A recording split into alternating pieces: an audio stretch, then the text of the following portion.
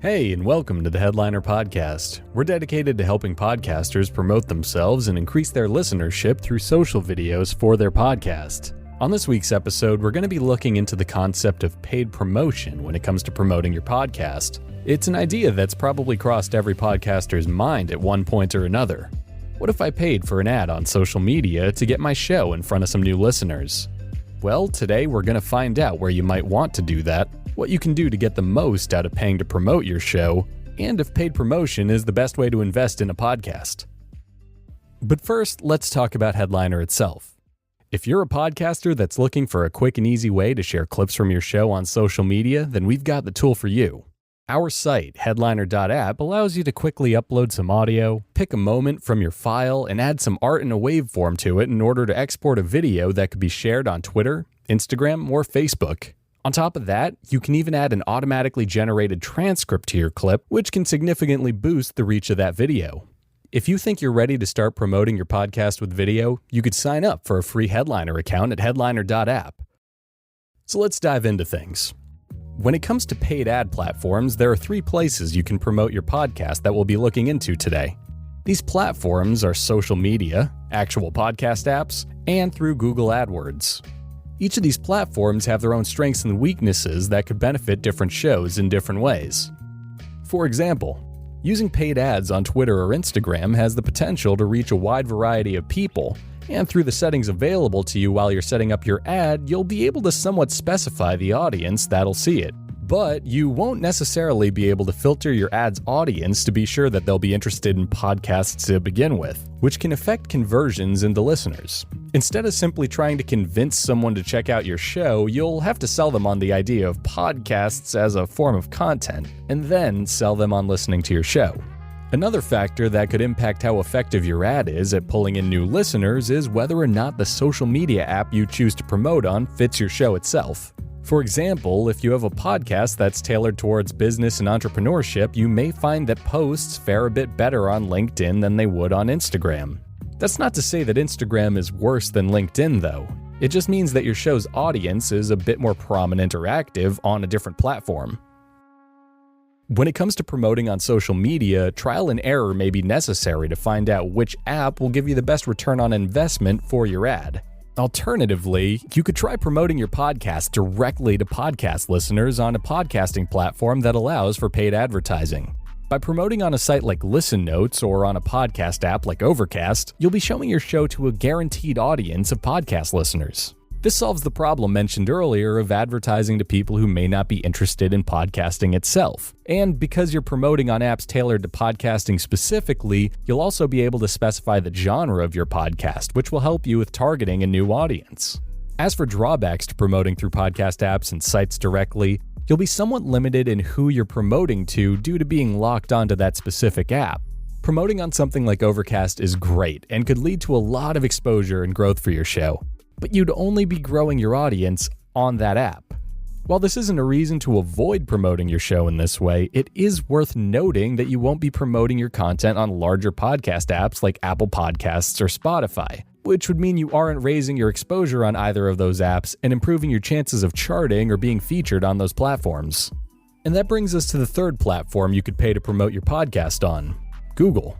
Through Google AdWords, you'll be able to advertise your podcast directly on Google search results, giving you access to anyone looking for information that your podcast could provide to them. On top of that, AdWords are extremely customizable and can be used for very targeted and specific advertising.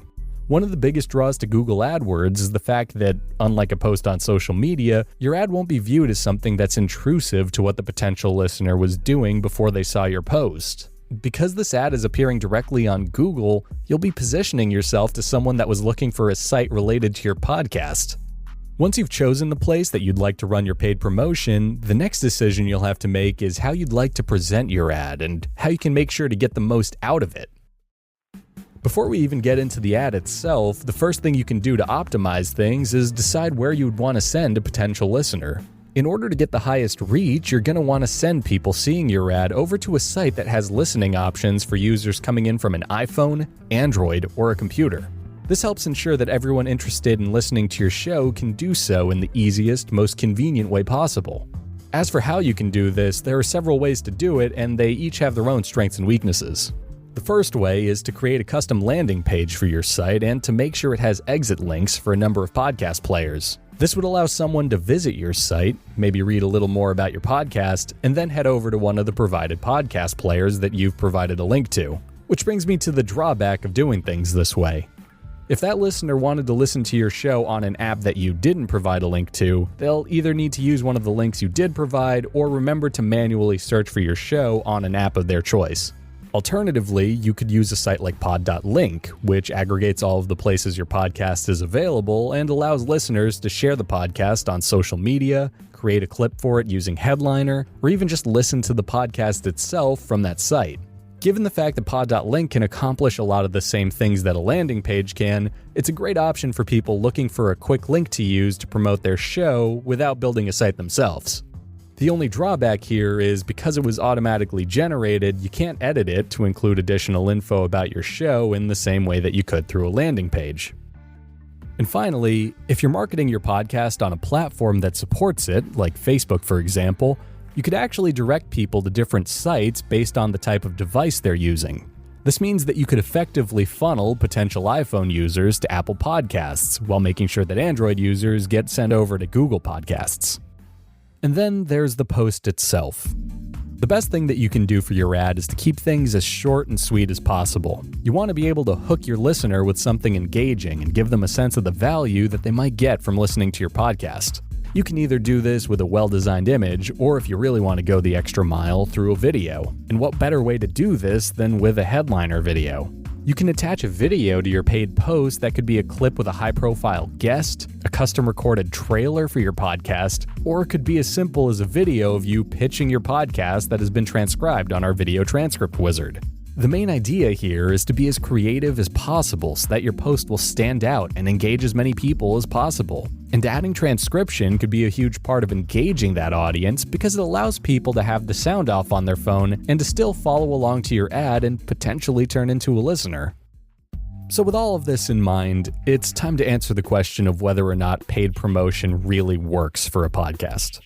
I think paid promotion is a great way to get your podcast in front of a lot of people who may not have heard about it otherwise. With the right ad at the right place and with the right exit link, you'll be able to tap into your potential new audience and see some massive gains in your listenership.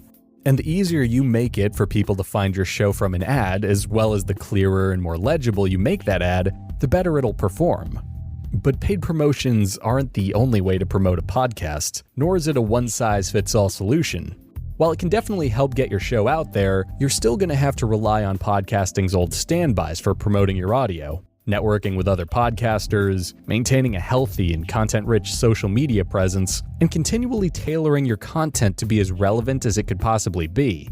Paid promotions are, if anything, a great supplement to promoting your podcast the old-fashioned way, assuming you can afford to and are comfortable with spending money on finding an audience.